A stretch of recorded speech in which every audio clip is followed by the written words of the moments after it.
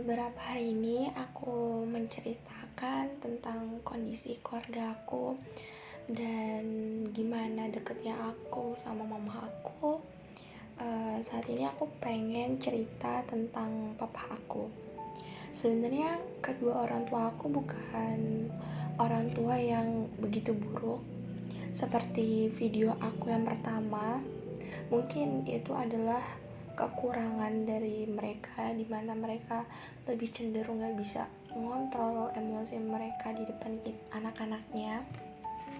Tapi sebenarnya mereka itu adalah orang tua yang sangat peduli akan masa depan dan kehidupan anak-anaknya.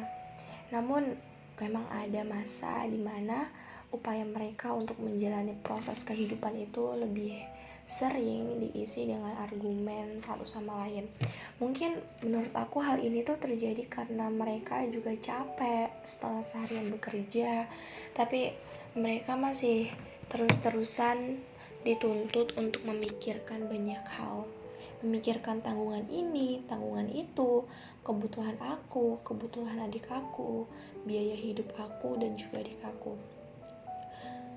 Jujur, mereka adalah orang tua yang hebat dan sangat-sangat memperjuangkan kehidupan anak-anaknya. Biar aku dan adik aku itu gak pernah merasa kekurangan saat kita menjalani kehidupan kita. Biar kita menjadi orang yang gak minta-minta sama orang lain. Bahkan mereka selalu ngajarin kita kalau bisa kita yang memberi, bukan diberi sama orang lain. Dan ya, setiap manusia emang gak ada yang sempurna. Begitu juga dengan orang tua aku. Akan ada plus minus yang tertera di diri seseorang. But I love you so much, my parents. Aku gak akan bisa sampai di titik ini kalau bukan atas dukungan kedua orang tua aku, kalau bukan atas kepercayaan dan doa mereka. Ya, meskipun kita kurang komunikasi, but I know mereka selalu mendoakan aku di setiap sholatnya, bahkan setiap saat, tanpa aku harus ingetin, tanpa aku harus minta sekalipun. Aku ngerasa memberikan doa untuk anak-anaknya itu udah menjadi suatu kewajiban menurut mereka. Oke, sekarang kita fokus ke sosok papa aku. Jadi, papa aku adalah pribadi yang cenderung lebih tenang dan suka mencairkan suasana. Dan papa aku juga sosok yang sangat sederhana banget. Jadi hidup beliau itu gak pernah yang neko-neko, gak pernah yang ngamburin uang untuk memenuhi kemauan duniawinya. Misalnya seperti dalam hal pakaian, beliau itu sangat sederhana banget dalam berpakaian. Punya pakaian aja ya yang seala kadarnya aja gitu. Karena beliau selalu ngomong gak baik kalau kita hidup yang berlebih-lebihan, karena semua itu nantinya akan dihisap. Dan ketika keluarga kita lagi ngumpul, beliau yang selalu atau lebih sering memulai dan membuka obrolan dan membuat lelucon kecil. Beliau gak pernah yang secara agresif menunjukkan rasa sayangnya ke anak-anaknya. Rasa beliau tuh sangat identik gitu. Cara beliau nunjukin sayangnya tuh beda, tapi aku ngerasa sangat gimana ya, cara beliau nunjukin tuh sweet banget gitu. Pernah di suatu hari aku tidur bareng sama mama papa aku, dan di waktu subuh aku gak pakai selimut, sedangkan kondisi saat itu lagi dingin banget.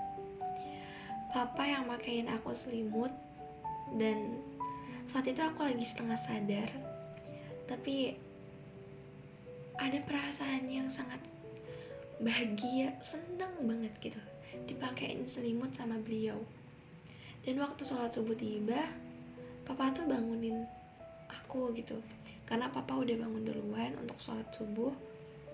Kemudian papa ngomong gini ke aku, "Kak, bangun sholat, anak cantik, sholat dulu, udah mau siang." Begitu katanya.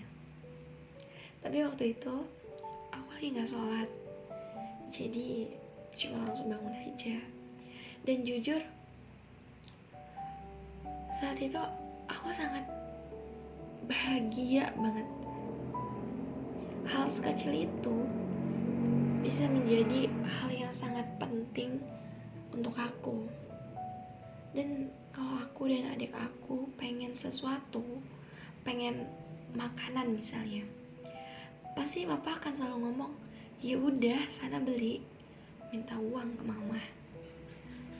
Emang sih orang tua aku tipikal orang tua yang gak pelit ke anaknya, tapi gak begitu royal. Maksudnya gak begitu royal itu mereka mendidik kita, mengajarkan kita untuk tidak menghambur-hamburkan uang. Mereka akan royal kalau memang itu merupakan kebutuhan pokok, atau seperti biaya kehidupan aku dan adik aku di perantauan, atau tentang kebutuhan pendidikan dan lain sebagainya.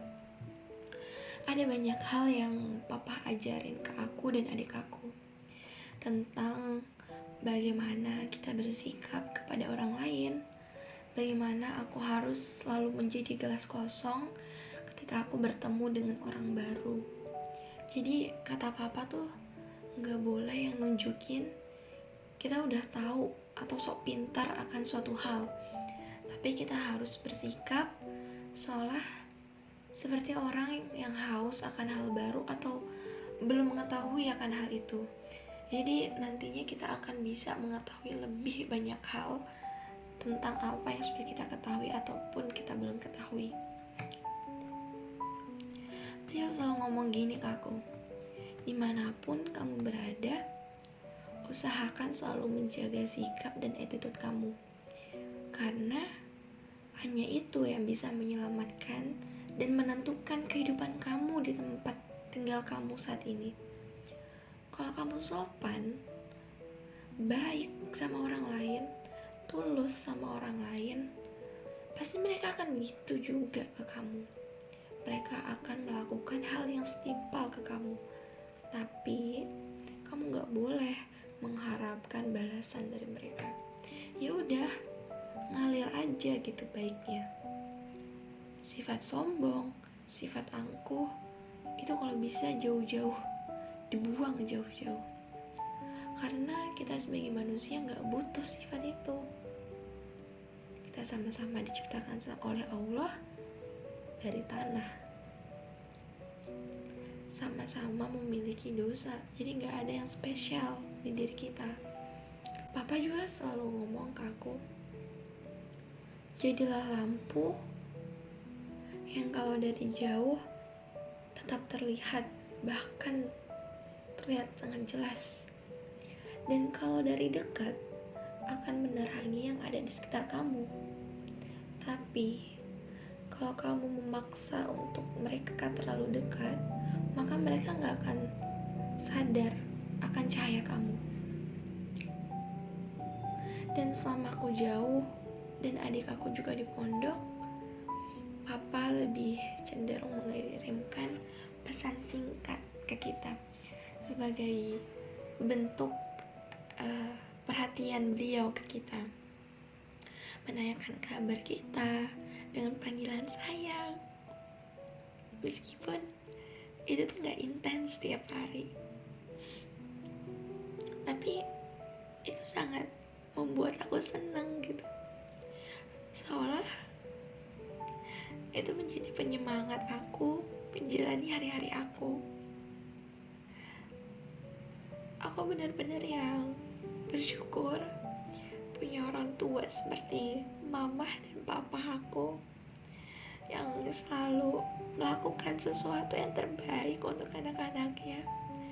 Dan yang terpenting, mereka tuh gak pernah gengsi melakukan apapun dalam mencari rezeki, karena yang mereka tahu hanya gimana caranya agar anak-anak mereka bisa tercukupi kehidupannya, terpenuhi kebutuhannya.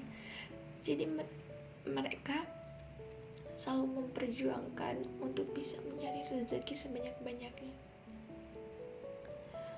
Aku benar-benar berharap suatu saat nanti aku bisa membalas semua kebaikan mereka. Meskipun aku tahu apapun yang aku lakuin gak akan pernah bisa 100% membalas kebaikan mereka. But I will do the best. I love you, Mah.